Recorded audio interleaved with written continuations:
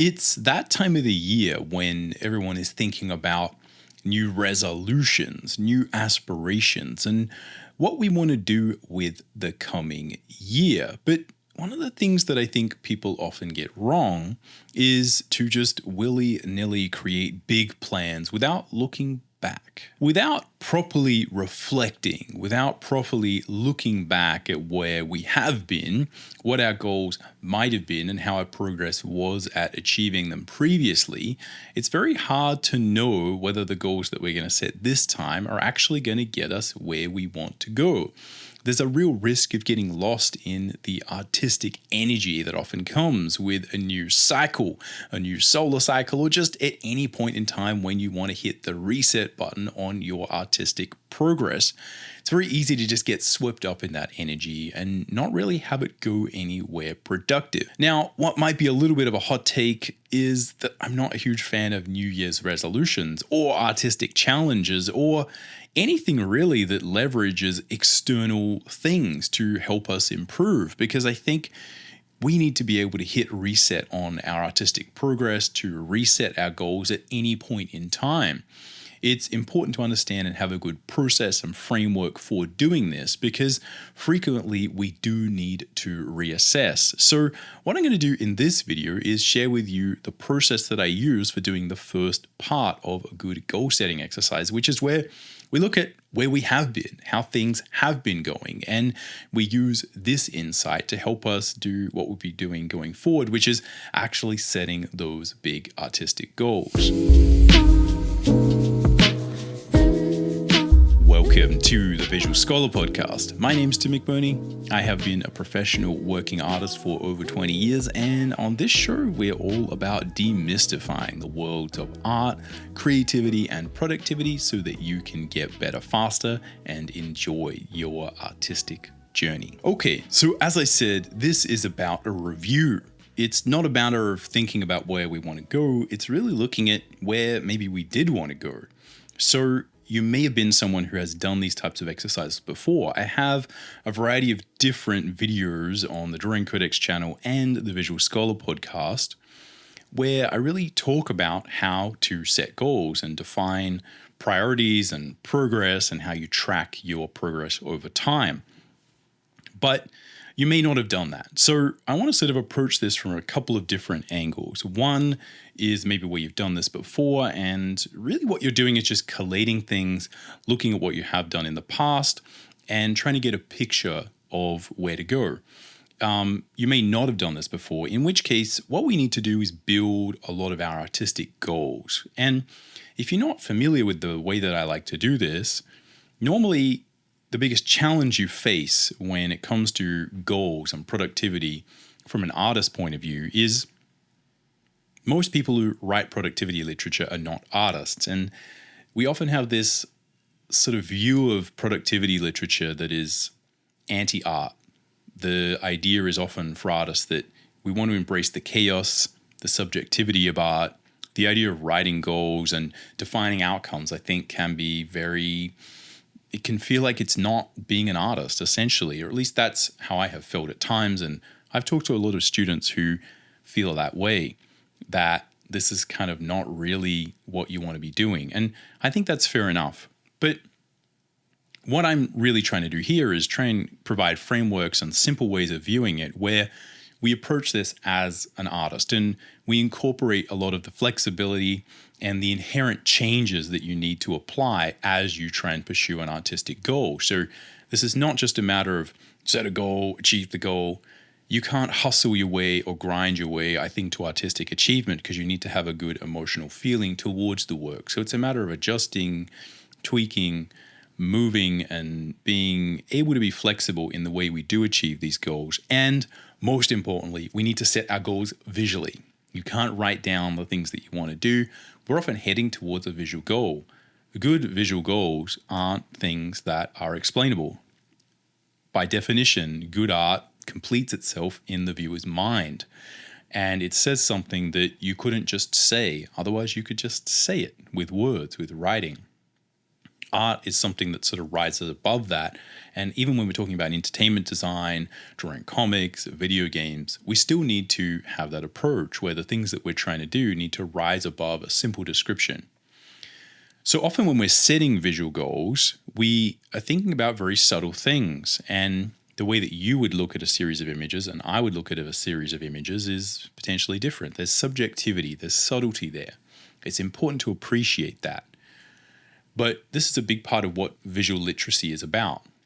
And a lot of people who write productivity books are, I would say, in most cases, visually illiterate. They wouldn't be able to understand what we're doing. So my approach here is a matter of looking at what we can do from a visual literacy point of view to try and set goals. So we're going to combine a lot of ideas from productivity, goal setting, typical books that you would read on this stuff, but I'm looking at it specifically from the artist's point of view, where we're setting the goals visually with a series of images. When we're tracking our progress, we're tracking it visually, i.e. by looking at a series of images and assessing it. And it's important here to understand and appreciate that as artists, this is work. You looking at images is work. You are assessing the visual nature of that work. You watching a movie is work. And it's the same as reading a book. But somehow watching a movie and reading a book doesn't seem to be in the same sort of ballpark for what most people consider to be work. But a lot of what we do when we are just looking at images and assessing the images we like versus the images we don't like, why we like them, and collecting them and creating, different worlds by combining images, mood boards and Pinterest boards where you collect all the things you like. When you combine imagery in this way as an artist and you look at it and you are visually literate, you see new possibilities, new styles, new ways of doing things. And often goal setting is a matter of just collecting images that to you say a particular thing. So that's just a little bit to outline the general approach that I have to productivity and goal setting when it comes to being an artist. Now, as I said, just quickly to outline the framework that I'm going to use, it's very simple. You need to know where you're going. You need to know where you are so that you can figure out whether or not you're headed in the right direction. Okay, it's one thing to say, hey, I have this lofty aspiration, this lofty goal. I want to be this type of artist. I want to create this type of thing. If you don't really know where you are, then you don't know what the difference is, what the delta is between your skill set and that skill set. So you don't really know what to work on. And as you work on things and progress, you don't really know whether or not you're progressing in the right direction. There's a million things you can learn about art. There's a million craft-based tools you can learn, techniques you can learn. Not all of them are going to get you where you want to be, and not all of them are going to get you where you want to go the fastest. So knowing where you are and the direction, the relationship between you and the goal is critical. I call this a vector, although that does seem to be a bit of a technical term. The third thing here is the speed. All right, productivity. How are we actually moving towards that goal? And what are the things that we can do in terms of defining better goals that are more likely to get us there faster, or just being more productive, being more effective at our use of employing energy, essentially, at a really basic, fundamental level. What are the things you're doing? How are you setting up your goals? What do you define as success? How are you feeling good about that? Are you doing a little bit each day? Are you doing a little bit each week? How do you define success? How are you motivating yourself? How are you staying focused? Are you grinding away? Are you doing the work? How do we make sure that we do as much of that as possible? And when we're not seeing the progress that we want, how can we adjust what we're doing, what we're studying, what we're doing to try and get closer to our goal? So very simple framework. Where are we going? Where are we? And are we headed in the right direction towards that goal? And how fast? How can we work on the speed? Very, very simple framework, almost to the point where, again, it doesn't even bear repeating. But I think it's so important to just break down the actual things that you're going to need in order to actually set goals and figure out how we're going to go. So I'm going to talk about three primary things here when it comes to doing a review. Because again, the review here is critical. We need to know where we have gone before you just start making crazy plans. It's so important to just look back at the year and think about what has been happening. This gives us a lot of the impetus that we'll use, and I will make some episodes going forward that talk about goal setting, how we might set new goals and a lot of sort of separate tips and ideas for, how you might set effective goals and set up your workspace and do all that kind of nitty gritty. But here, before you do that, we just got to figure out where we have been. And what I'm going to do is 3 main parts to this episode where I'm just going to explain how we might look back when it comes to those 3 ideas, looking at our goals, whether we're headed in the right direction, and how we have gone when it comes to our speed, actually doing it. So firstly, we need to look at where we're going. What is the goal? What are you trying to do with your art? And I think visually there's a number of ways we can sort of break this down. What you want to look at is your overall larger master artistic goals. What are the things that really define your art at its core?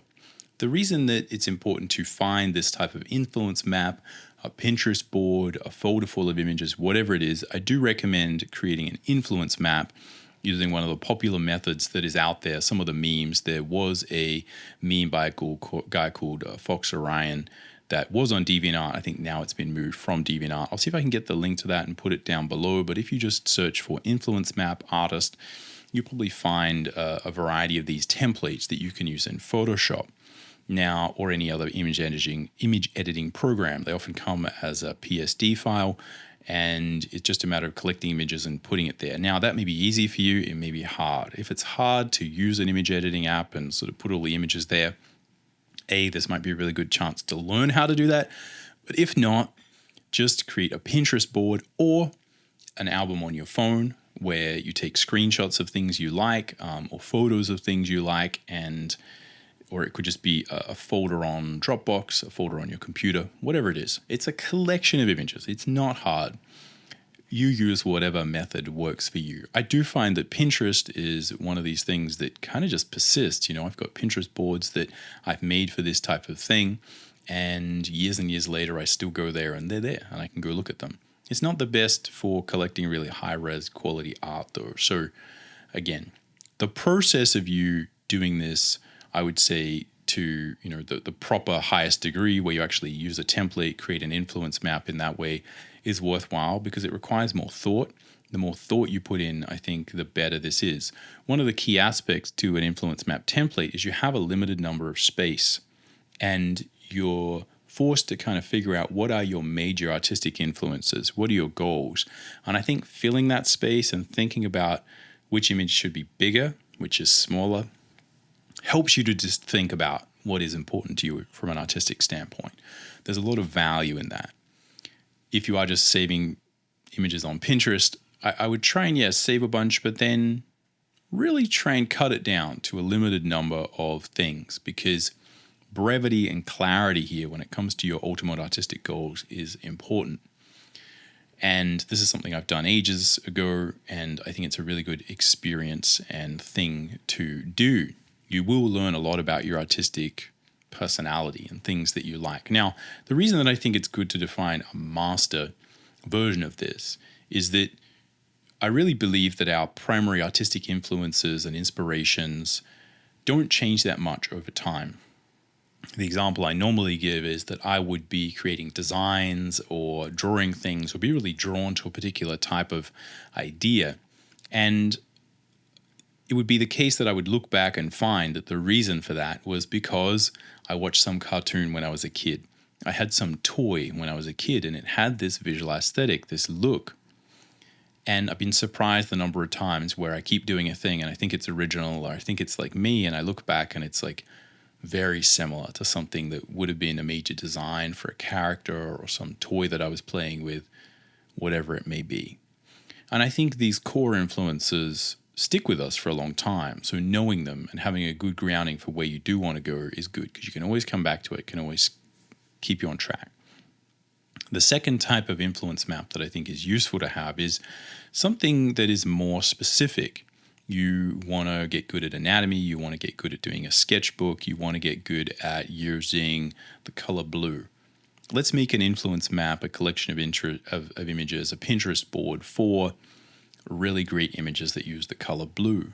And this is literally the type of goal that I have set before, where early on in my career, I got really good at using the red and green color scheme.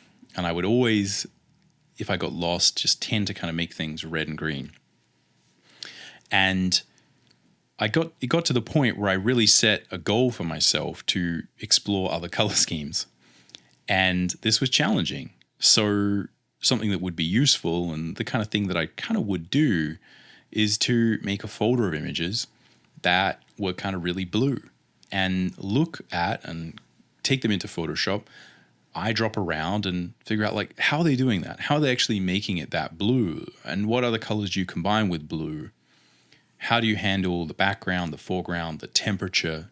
There's a lot of these things. Is it actually even blue? It feels like a blue image to me. If I actually eyedrop around, is it a greeny blue, right? A purpley blue? What kind of blue is there? And being able to use that as a goal. So I'd look at that and I'd say, yeah, these people are doing this well. And that's kind of what I meant. Because obviously, depending on what style you're using, the way that you express this idea of getting better at using a particular color, adding more contrast to your images, whatever it is going to be different. So we need to be specific and visually specific. And I think, those are some good types of directional ways to kind of define how you're actually going to, set your goal, right? So it can be your master goal, and also you might have these little sub goals. I'm going to improve my anatomy. I'm going to improve my color sense. And then how would you know whether you've actually achieved that? In what way are you trying to do that? And I think setting those goals visually is very important. So those are some basic ways that you might actually define your goals. Now, you may have done that before, you may not, but I think it's important either way to have those in your sort of tool set, right? These are things that we're actually going to use to compare images against. So when it comes to goals and looking at those, one of the primary things you can do is to have those influence maps and really think about where you did want to go with your art. Now, you can also just do this in your head. Having the influence maps helps, but the thing we're going to really do when it comes to a review is just simply take all of the images that we created over the previous year, the previous cycle, whatever it is. Again, as I said, I think it's fun to make these types of episodes. I'm making this in very, very late December 2023. And I think it is a good time to reset. Where there is that energy in the air, everyone's talking about what they're going to do different next year, because this is a cultural phenomenon in a lot of sort of Western society to do this at that sort of turn of the calendar. I think it is good to just be able to do this at any point, though. Look back if you really feel frustrated, like things are not going well. Again, look at your goals artistically, look at all the work you've been doing previously, and this may go back to the very start and just be like, what's happening? So either way, in terms of doing an annual review for the last year, let's just literally collect all the images we created, and we're going to put them in a folder. And the number one thing we're going to do is just look at those and chart our progress and see whether we've made any progress with those particular things. Now, there's a couple of different ways we can do this. Firstly, you can just look at it. As I said, just looking at images will tell you a lot.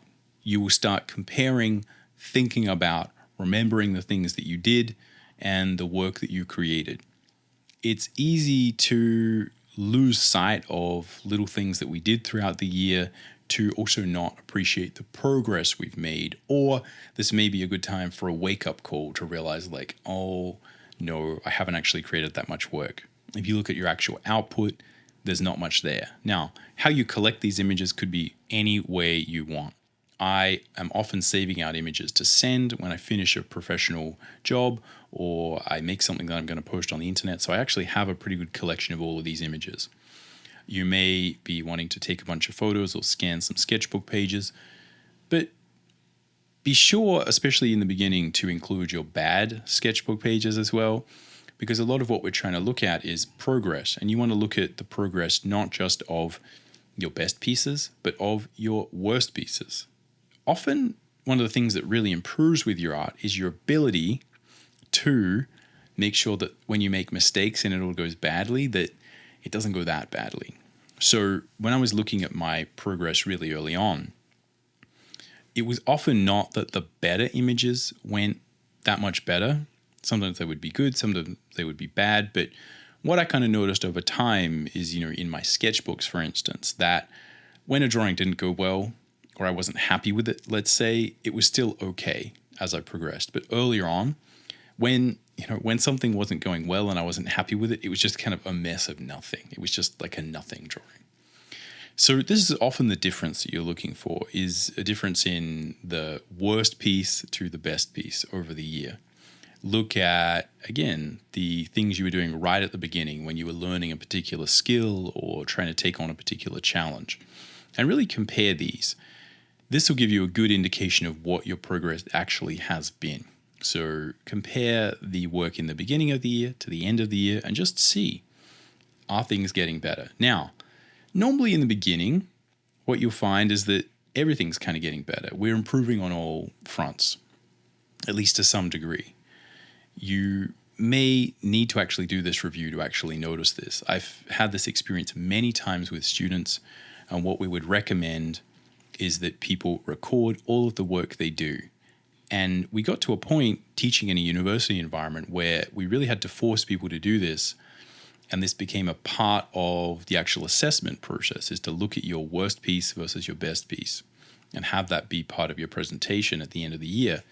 Because I'd frequently be talking to students who had gone through, and these are people who are focused 100% from a career standpoint, a time standpoint. They're doing a full-time course. That course is designed to make them improve, to learn a number of skills for their art, and they're learning fundamental things. There's not a lot of fluff in there. So they should be getting better. And they would get to the end of the year and they'd feel like, I haven't improved, nothing's happened, I don't think I'm cut out for this. And we'd say, okay, sure, that's what you think, but let's actually go back and look at things. And they'd be like, no, look, it doesn't matter. When we actually forced people to do this and actually looked at the stuff they were doing in week one versus the stuff they're doing in the last week of the year, or their best piece, or we kind of said, take, your worst piece that you did over the year and compare it to your best piece, they would see this massive change. You would actually be able to, almost with everyone, see like palpable difference and improvement. And it was only when they really noticed that change that people got excited about the process and excited about the future. So a lot of this may be just noticing that there has been improvement. Now, if you're not in a university course where you're doing this full time, you're probably not going to see this massive change. But I'm pretty confident that you'll be able to see this change, and either you'll be able to, appreciate and have gratitude for the work you've done, which will help you have motivation going forward. Or if you're not seeing any change, then that's also a signal that maybe you need to do something different. Maybe you need to mix things up again. Without this, it's hard to make good goals and aspirations going forward. Now, the other thing that I think is really interesting about this is often what I've experienced is that I have gone in a bad direction.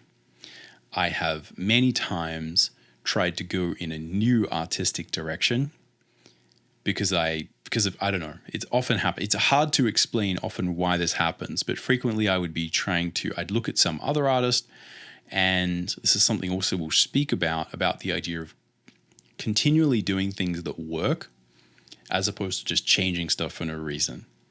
So often I'd be doing things that were working, they were working for me, and then I'd see some shiny goal in the distance. There'd be some artist that I'd see, and maybe they were using a different software program. Maybe they were using a much more exaggerated style. Maybe they were doing something different, whatever it was. And I'd be pursuing that particular thing in my art, and I'd be doing it more, and I'd feel like I'm making progress, this thing's working, this is getting better, I'm getting better at this particular thing. And then at the end of the year, when I do one of these reviews, I look back and I notice, you know what, my old stuff is better, right? It's that classic thing that, musicians hate where, their fans say, I liked your old stuff better. Which is, there's nothing you can do about that. But if you like your old stuff better, it's time to go back and make a change.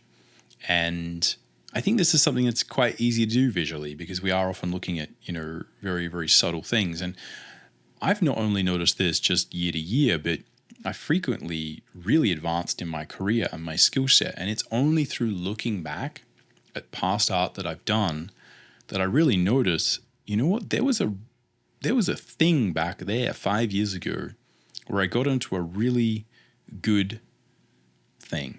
I really found something that was working. But and it's often hard to define this because technically my work has improved, but still when I go back and I look at those old drawings, I feel like I like them better than a lot of the stuff I'm doing now. There was energy there. And frequently this can happen as you improve your art, as you get better. We stop doing things because we know they're wrong. But a lot of style and a lot of why people like art is because we're doing things instinctively because they look good and we don't care whether they're wrong. So you can kind of throw the baby out with the bathwater to a certain degree. You can lose things that are very appealing about your style because you've learned how to do it properly.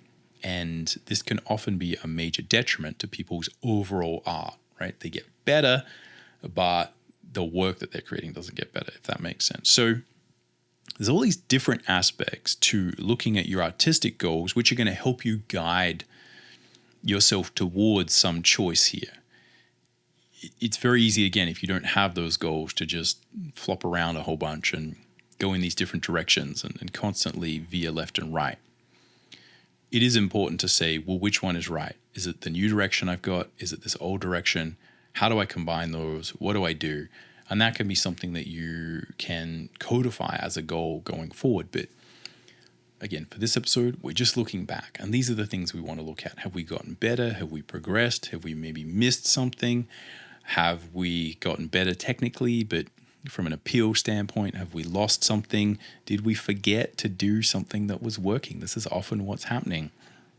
I was learning a new technique or new skill, and I forgot to do a whole bunch of stuff that was working really well. And subsequently, all of the good stuff that came from that has disappeared. So I think just looking at images you have made, looking at your goals and aspirations is a really good way to just step back and get a view of where you have been. So the second thing here, the second, not necessarily stage, but aspect of this system is to look at the direction. This is where you really look at where you are and how your work and the progress that you've made is either moving you towards or away from the actual direction you want to go. So a little bit linked to what we were just saying, but I think once you've kind of just had a look at it and done that first stage of just assessing the work, looking at your main artistic goals, it's really more a matter now of thinking and digging into where are you going? Is the directionality actually going in the right direction? And early on, I think this often happens with students as well, that for some reason, if we look at their major artistic goals, they have an influence map. And the reason I often get people to make influence maps in any class I'm doing is so I can understand who the person in front of me is. Like, who are you as an artist? I can't help you unless I know where you want to go. And the reason is really simple, because often what will be happening is that people kind of say, hey, I need help with my anatomy, and they'll show me their work. And until I kind of know what they want to do, it's very hard for me to know what I would suggest that they do to change. People would often show me some work, and it's only when I see their influence map that I'm like, oh, wow, like you're way off, right? So what we need to do is completely forget what you're doing and, really double down on this type of thing. People would be drawing in a very cartoony style, and all their influence map is like really realistic stuff. And I just say, okay, well, this gives me a good indication of where we need to go. We know where you're at. We know where you want to go. So you need to really double down on learning this realistic anatomy. Here are the books. Here are the resources. Here are the YouTube videos. Here's what we can do to help you do that. The other thing that we'd often have is people would get, for some reason, sidetracked.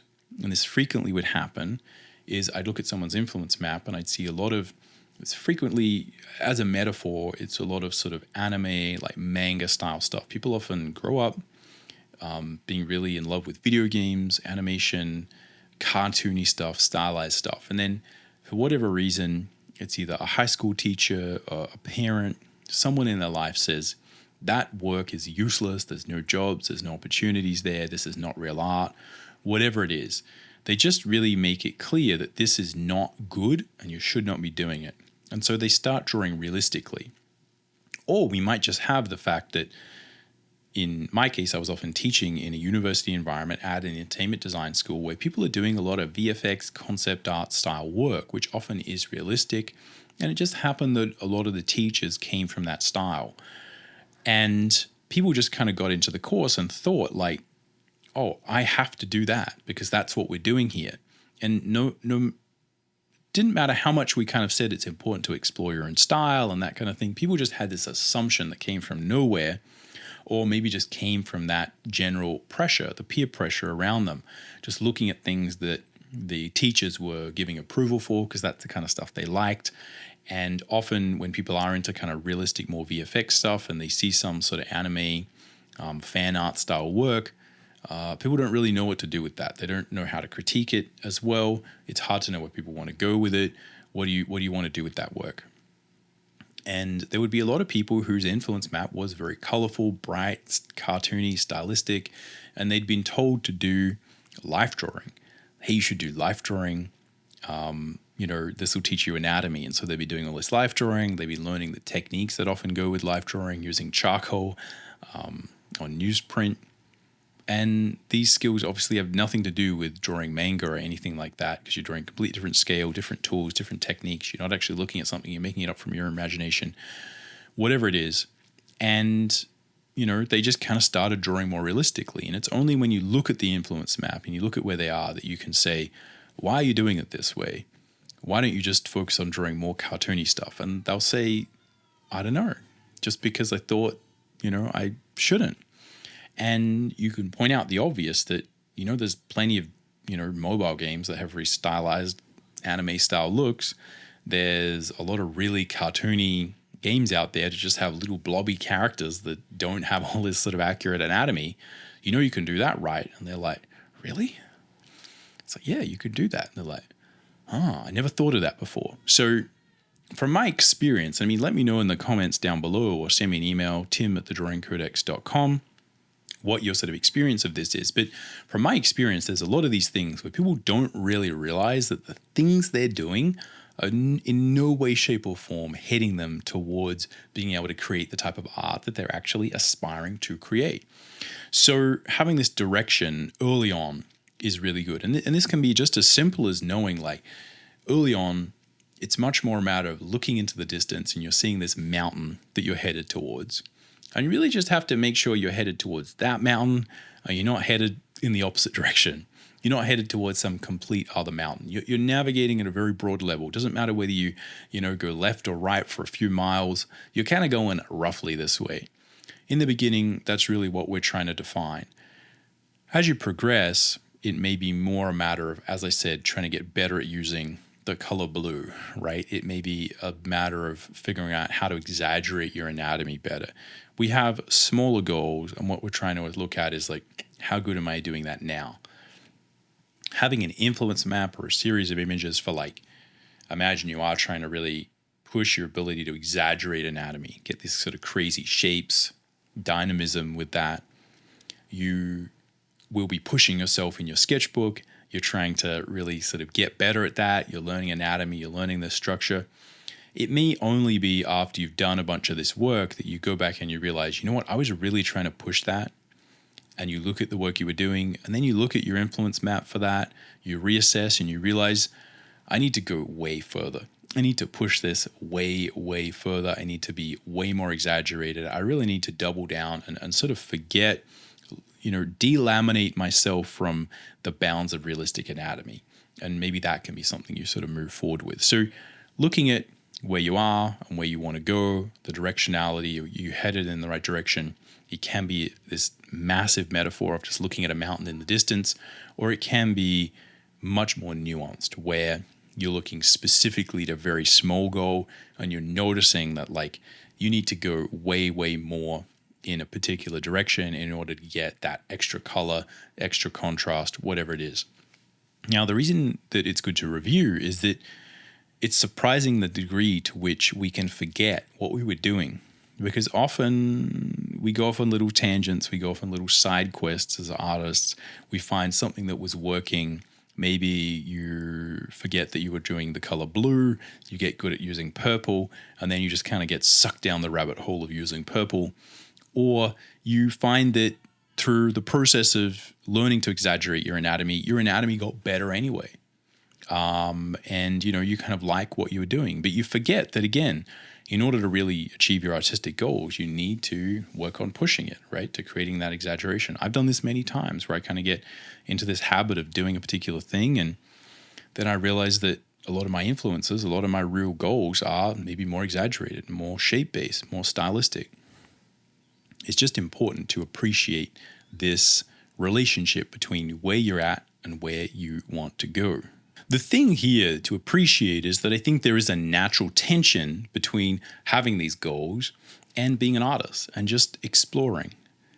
And I think this is where a lot of goal setting and productivity literature really talks about it's the grind, it's the hustle. And the approach to making a mistake or like feeling like, oh, I'm going off on a tangent or I want to explore this is like, it's like, no, you need to grind through it. You need to like grit your teeth and like bite down and crush that thing. And, even if you're not feeling good about it, doesn't matter. Just do it anyway. Get up, post content, make art, draw till your fingers bleed. I mean, I think the problem with that is that often these voices inside our head, these subconscious messages for like, maybe I'm not quite happy with this, or I don't like this art, or I'm not really feeling like it today. A lot of these things have root in the way that we have actually defined our goals and set up where we want to go. And I think often a lot of artistic block that people encounter, maybe not all, but I think a lot of it is because deep down you know where you want to go, but you've taken a wrong turn. And I think these feelings that people can have where they know that they want to create more cartoony stylistic work, or they know they want to create hyper-realistic work, but yet they've kind of been influenced to create different work for whatever reason. This can really create a lot of internal dissonance within people where they kind of over time just don't feel that good about doing what they're doing.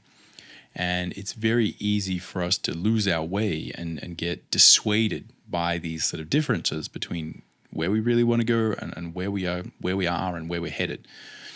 So it can't be overstated how important it is to pay attention to where you do want to deviate, play around. Keep the goal in mind, but understand that as artists, you need to be flexible as well. And a lot of what I want to do in sort of follow-up episodes is really talk about the nuances of that, right? The nerdy sort of nitty-gritty of like how we do handle our artistic rituals, how you do make sort of little changes and how we can sort of deal with that stuff. But again, appreciate this is not a matter of, set it and forget it. You do need to constantly pay attention to where you are, what you want to do, and how you adjust and tweak these things. But fundamentally, the most important thing is to look at, from a review point of view, what's all the art you've done? Are you headed in the right direction? Have you lost your way?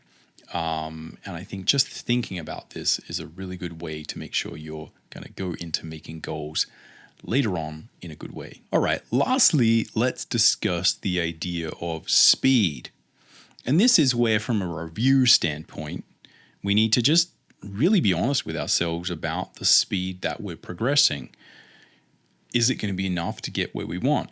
Now, as I said in some follow-up episodes, I'll really talk about how to optimize that productivity and that speed. But for now, I think there's obviously a couple of ways that you might look at the past year and sort of assess your progress.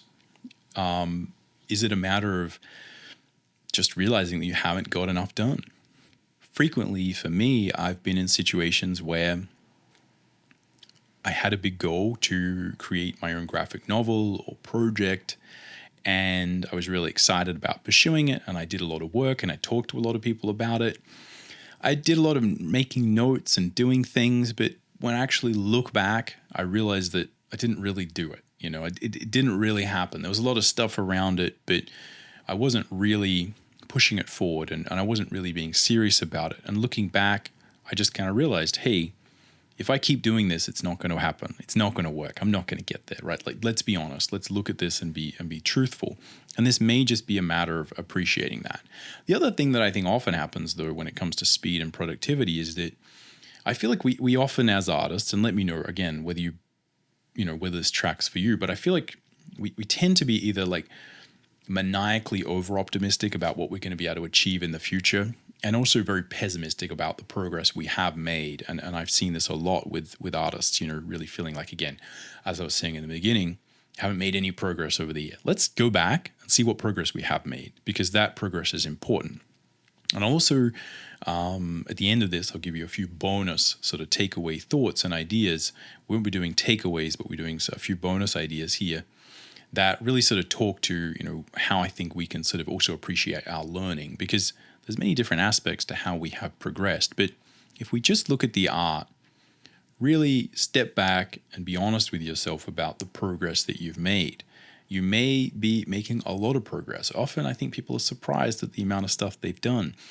And I think the more you appreciate that, the more you realize, well, maybe if I put in a little bit more effort, I get way more done. Or, wow, I've done a lot. Maybe I just need to keep doing what I'm doing. But either way, I think just being honest with yourself about how much effort you put in, how focused you were, and just understanding, is that going to get you where you want? Is that going to get you to your goals? Is that going to allow you to achieve what you want to achieve?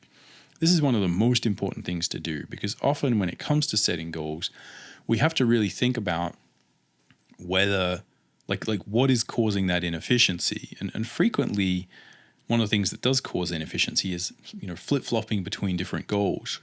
If you're really trying to improve your productivity, a lot of it is staying the course, is understanding that you need to develop more motivation, you need to build your rituals, you need to make sure that you're spending more time sitting down drawing, and to figure out how to do that. I've often seen that over the year, I felt like I was doing a lot, but because I was oscillating from one project to another, nothing really happened. Like nothing of substance happened. And I did stuff, but it didn't really have the effect that I wanted, let's say. And it's only sort of looking back at that I really understood that. And there's a multitude of reasons that could happen. Some of them are very valid. I've had some years where I started an artistic project because I ran out of freelance work, and I was like, I'm going to do a comic, and I'm going to make a Patreon account, and I'm going to do my own comic, and I do my own thing. And I wrote the comic. I did the first 5 pages. I made promotional artwork. I made a website for it. And then someone came along and they were like, yeah, so we're working on this game for the next 2 years. Do you want to work full time on this? And I was like, yeah, I do, because that would be a lot easier. And I kind of chickened out on that, and also, worked on a really fun project with great people for a long time, and made, probably way more money than I would if I was going to do that project. And, I sort of look back on the year and I'm like, what did I do? It's like, oh, that's right. I got really excited about that project. And then, because I was very busy, I didn't really get any of my other sort of personal work off the ground. And, I sort of look back at it and I sort of realized there was a lot of lost opportunities there. And, I kind of put a lot of energy in, but nothing really happened, because often with creative endeavors or new learning endeavors, there's a lot of friction in the beginning. You have plans and you sort of get it off the ground, but it's only really when you get stuck into it and you deal with the challenges, you start producing work, you sort of iron out all the kinks, and then you really start to make work that lives up to the dreams you had. That's been my experience anyway. So it's very easy to put a lot of effort in and not see any result, essentially. And if you just look back and understand maybe why that's happened, try and get a handle on it. Again, you're the only one who's going to be able to know this. I can give you the framework, but when it comes to these goals, so many things are very specific to your particular situation. There's no such thing as you didn't draw X number of hours a day, therefore you failed, right? It's all a matter of maximizing the amount of effort you can put in. For instance, as a small sort of anecdote example from my sort of life over 2023, there was a number of things that made like real progress with my own art quite challenging. I had a lot of aspirations to do a variety of things, and then I got offered the Star Atlas Core comic book, which I got to, do a lot of the creative groundwork for it. I was able to write it. I wrote, the story, the dialogue, essentially. Like the vast majority of the actual writing work was stuff that I did, and I got to draw it, storyboard it, letter it, color it, do everything, right? I had a team that was helping me, but I was helping out with marketing as well. It was a huge amount of work, essentially. So I kind of dropped everything, and that's what I was working on for most of 2023. But there was a number of things that happened. The company that I was working with, and I think I've spoken about this before, had 2 rounds of massive layoffs in 2023. And basically by the end of it, there was 2 complete changes in the whole production process for the comic that I was working on, and priorities shifted. The way we were producing it shifted. Basically by the end of it, most of the people, like 99% of the people who I had worked on, had planned this thing, were no longer there. And it was just, me and a couple of other people kind of carrying the torch forward with this. And it's still like an important part of the project, and I was still like sort of dedicated to this thing, but I kind of burned a lot of energy doing that, essentially. And it took a lot of focus to do that. And the other thing that I also mentioned on this channel is that me and my wife had a new baby. So I had a new baby in the middle of the year. People got fired left, right, and center of this thing. Everything changed, right? So for me, and this may be the case for you, right, that there's legitimate reasons why you may not have made maybe the progress that you wanted. And, you might be in that stage where it's like you kind of weathered the storm. You are improved, but maybe you moved house, you broke up with someone, you had epic drama, whatever happened. Lost a job, gained a job, changed this, changed that, had to renovate your house, had to, move house, whatever, right? Like whatever it is that you had to do. Often we have massive life challenges depending on our stage of life that can really damage the production process of you improving your art, right? And really often makes these little things that we're talking about here seem irrelevant, right? Often we can have such major challenges, being like relocated, having to, rental accommodation is like ridiculously challenging over the last year. I know a lot of people who had to move house, just to kind of find somewhere to live, right? And that completely throws everything off.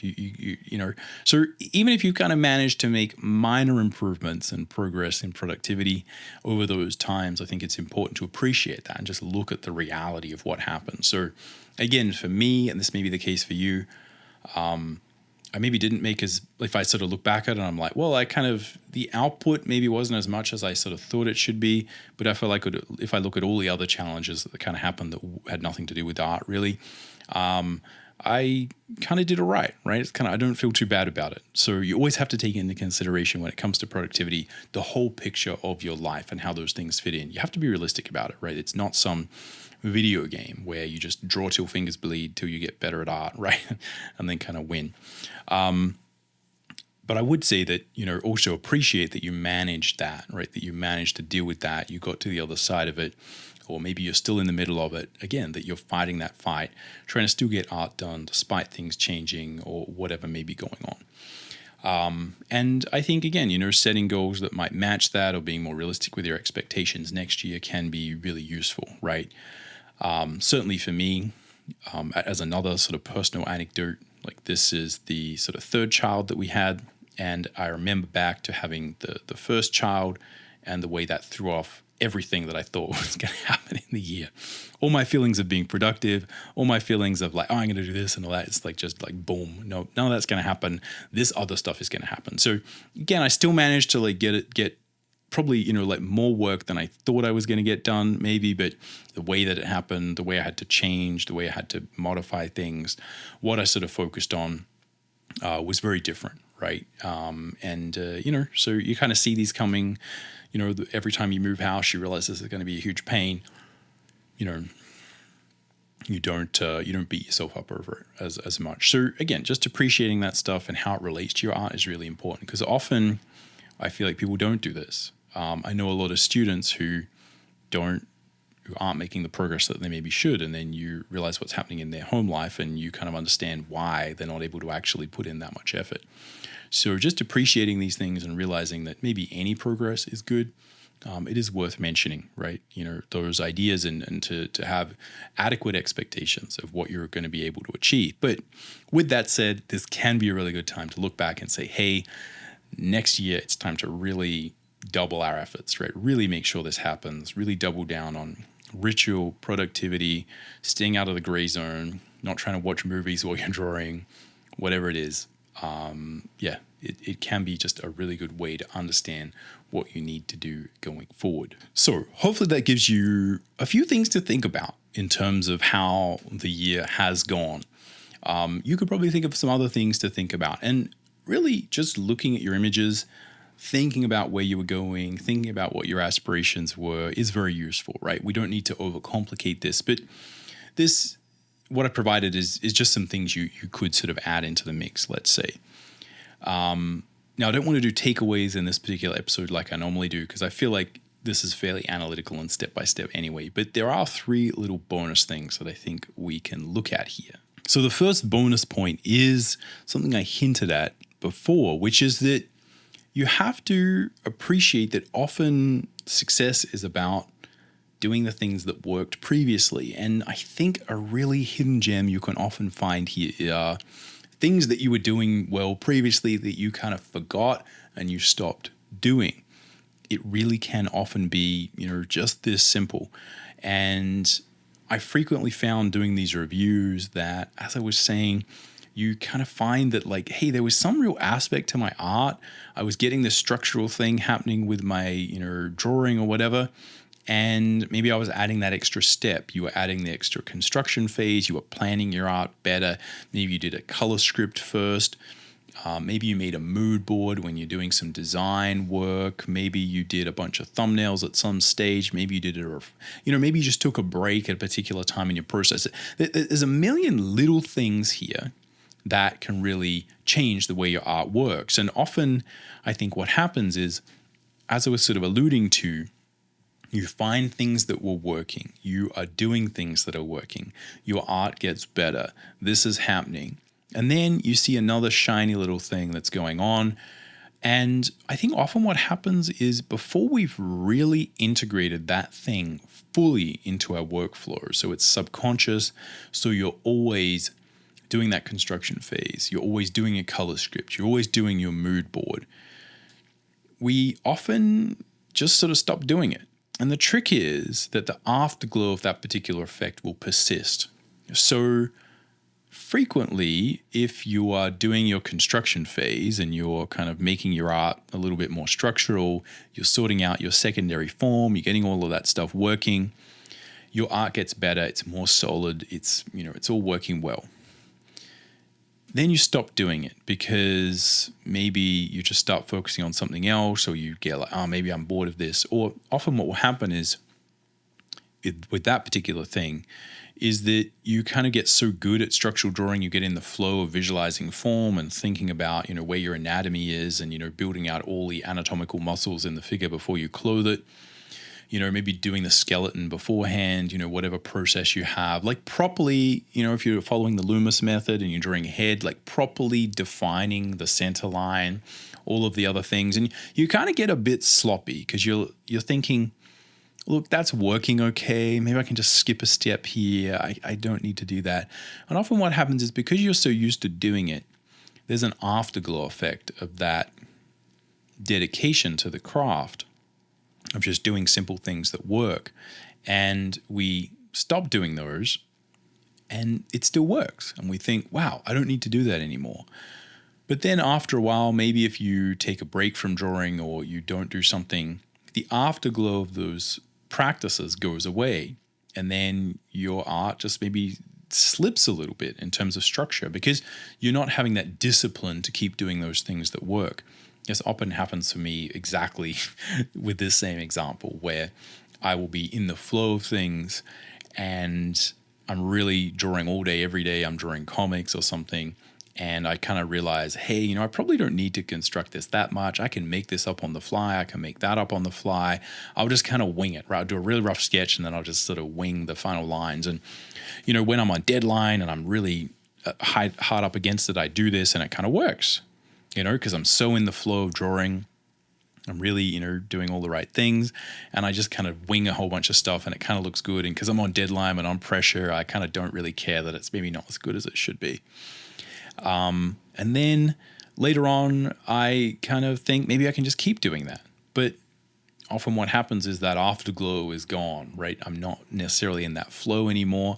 And yeah, if I keep doing that, I notice that things get a little bit sloppy, everything gets a little bit flaky, and yeah, it just doesn't turn out as well. And I have to look back at it and go like, wow, like the drawing in this episode was much better than the drawing of that. Like, what was going on? And I look back at the process and I'm like, that's why, right? I was actually doing all the right stuff, that things that I teach, things that I know I should be doing, but I kind of just got sloppy, right? I stopped doing it. And so often art is not a matter of doing some magical thing in some magical way. It's a matter of doing a million little things right, of not making a whole bunch of really bad, silly decisions. And I think often if you just do the right things, you continuously do them, you find good results. So this would be just something to really think about with your previous work, is go and look at some things that maybe you were doing right that you stopped, and just appreciate all the things that you have been doing right. Because often if you just keep doing those things, you add a few more other things, you get in the habit of doing those, that's where real progress will be made. The second bonus point that's worth considering is to track and appreciate and recognize the learning that you've done. The other thing that can be said about art learning is often what we're doing is putting together 5 or 6 or 100 or whatever, how many different disparate skills. There's often anatomy, there's construction drawing, there's color theory, composition, motion, pattern, whatever it is. I could keep going. You're trying to sort of learn all those things, and then you're trying to put them all together. And it's only until you put them together that you often really see the result. You see the thing you're actually trying to achieve, and you often need to not just do it a bit, you need to do it a lot. So you can be making great inroads to your art. You can be learning, and you can be taking courses, getting better at any one of those disparate skills, but maybe you haven't implemented it yet. Or maybe you learned it, but it just is not showing up in your work yet. It's important to appreciate the learning you have done, because it may not be what you consider output, but it is continually doing that and works and focusing on continuously improving that will make you good in the long run. So as part of this review, just list all of the things that you have learned, all of the new concepts. Try and remember back all of the books you read, courses you took, new concepts you took on board, and just appreciate and recognize them. Because again, similar to the previous point I was making, if you remember to do all those things, often that will be the difference. And frequently we learn things and then we forget them. And it's a matter of going into this new cycle of making goals to take with you a lot of the stuff you have learned previously, and remember to do the things that worked. The last point I want to make here as a little bonus addendum is why I think planning is important for artists. And I've sort of said this in the beginning, that it can often feel antithetical to being an artist to plan, but I really think a lot of what's going on when we encounter artistic block is that we're not aligned internally. Our subconscious mind, our artistic mind, our body, everything's not aligned with these new goals. It's easy to have this energy in the beginning. You're like, I'm going to learn to do this. This is really exciting. And you have the momentum, you have the emphasis, you're doing it, you're really excited. But then we encounter friction or trouble, because everything is going to be challenging. No matter what we do, it's all going to be challenging. And I think it's often at this point where that initial energy kind of peters out, and you're just left with the sinking feeling that maybe this thing that you thought was going to be really good isn't actually aligned with your fundamental goals. And I've frequently done this myself, where I get really excited about something, but I realize that, it's not actually pushing me in the right direction. And we'll touch on this again in the following few episodes, where we really dig into making goals and how we sort of can try and make goals that are actually going to, be aligned with our primary, focus and where we want to go with our art. But just this idea of planning not being where we want to go as an artist, I think is something we need to get over, because I think if you do have a good plan and you do make all of those things aligned, it really allows you to sit down day in, day out and do the work. Sit down, create your art, progress, learn how to draw the finger, learn how to draw the fingernail, learn how to draw the knuckles, learn how the hand articulates, learn how to draw the wrist, learn how to draw the elbow, you're often doing these little things. And if you don't have faith and trust in the plan that you've made, and you don't really know, like, hey, I'm going somewhere with this, I've got a plan, like, trust me, bro, right? Trust me, subconscious mind, we know where we're going. I think often our subconscious mind, our more like instinctive self, whatever you want to call it, it kind of knows where our real goals and aspirations are. And that's where you can have a lot of dissonance and you can get disillusioned with things once that initial motivation wears off. But if it's all aligned and you really do know that what you're doing is important, is going to head towards those major goals, then everything just kind of works a little bit easier. There's less of that dissonance. There's less of that artistic block. I think you'll find if you get this working, from my experience anyway, it's a lot more enjoyable and artistic. Because when you're sitting there doing the minutiae, you're learning how to draw the fingernail a little bit better. You're learning how to draw eyelashes and how the shapes work. You can really focus on that. And you don't have any of these nagging voices saying like, but what's this got to do with anything? Shouldn't I be trying to make some great picture, do thing? Because often what we're doing is we're perfecting craft, we're doing little things, we're building these tiny little building blocks of a giant structure. And to really focus on those, to put the care and effort into every little bit, to really perfect the craft, you need to know what the plan is. What are you building? Where does this thing go? And it's important, if you know that, to do all those little bits properly, to build every little part of it correctly. Because you know when it's done, that thing's not going to fall down. That thing is going to be a solid brick, a solid part of the overall image, the overall aspirational goal, and your overall artistic being. All right, so I think that's all we got time for on this particular episode on reviewing your artistic progress over the previous year.